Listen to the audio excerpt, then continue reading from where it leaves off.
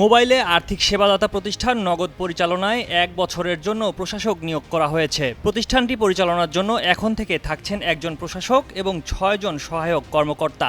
কেন্দ্রীয় ব্যাংকের কর্মকর্তারা বৃহস্পতিবার নগদ কার্যালয়ে গিয়ে প্রতিষ্ঠানটির কার্যক্রম বুঝে নেন। এখন থেকে তারাই প্রতিষ্ঠানটির সব কার্যক্রম পরিচালনা করবেন। বাংলাদেশ ব্যাংকের কর্মকর্তারা জানান, প্রশাসক দায়িত্ব নেয়ার সঙ্গে সঙ্গে বাতিল হবে আগের পরিচালনা পর্ষদ ও ব্যবস্থাপনা কর্তৃপক্ষ।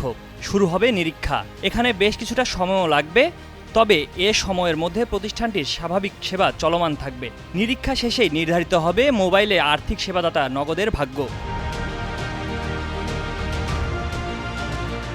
বাংলাদেশ ব্যাংক জারিকৃত এক অভ্যন্তরীণ আদেশে ডাক বিভাগের ডিজিটাল আর্থিক সেবা নগদের চট্টগ্রাম অফিসের পরিচালক মোহাম্মদ বদিউজ্জামান দিদারকে ১ বছরের জন্য প্রশাসক হিসেবে নিয়োগ দেওয়া হয়েছে। পাশাপাশি বাংলাদেশ ব্যাংকের অতিরিক্ত পরিচালক মোহাম্মদ হাবিবুর রহমান, যুগ্ম পরিচালক আনোয়ার উল্লাহ, পলাশ মণ্ডল, আবু সাদাত মোহাম্মদ ইয়াসিন, উপপরিচালক চয়ন বিশ্বাস ও আয়ুব খানকে সহায়ক কর্মকর্তা নিয়োগ দেওয়া হয়েছে। নগদের ব্যবস্থাপনা পরিচালক তানভীর আহমেদ বর্তমানে দেশের বাইরে রয়েছেন। নগদে প্রশাসক নিয়োগে বাংলাদেশ ব্যাংকের সিদ্ধান্তকে স্বাগত জানিয়ে তিনি বলেন, সাম্প্রতিক সময়ে নগদ নিয়ে দেশে যে অপপ্রচার ছিল, এর মাধ্যমে তার অবসান হবে। ডিজিটাল ফিনান্সিয়াল সার্ভিস নগদের যাত্রা শুরু হয় ২০১৯ সালের ২৬শে মার্চ।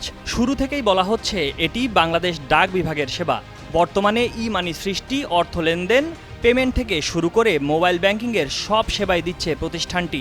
তবে কার্যক্রম শুরুর পর থেকে এখন অবধি নগদ নিজের আইনি সত্তা স্পষ্ট করতে পারেনি। ২০১৯ সালে নগদের কার্যক্রম শুরুর পর থেকেই সরকারের বিভিন্ন প্রতিষ্ঠান থেকে এ নিয়ে আপত্তি উঠতে থাকে। এ অবস্থায় নগদের কার্যক্রম পরিচালনার জন্য একটি সাবসিডিয়ারি কোম্পানি গঠনের নির্দেশনা দিয়েছিল আর্থিক প্রতিষ্ঠান বিভাগ। বাংলাদেশ ব্যাংক সূত্র জানায়, প্রাথমিক অনুমোদন নিয়ে মোবাইল ফিনান্সিয়াল সার্ভিসেস MFS হিসেবে সেবা পরিচালনা করছে নগদ। নগদে বাংলাদেশ ডাক বিভাগের কোনো মালিকানা নেই, তবে ডাক বিভাগের সেবা হিসেবে ব্যবসা করার লাইসেন্স রয়েছে। এজন্য নগদ থেকে রাজস্ব ভাগ পায় ডাক বিভাগ।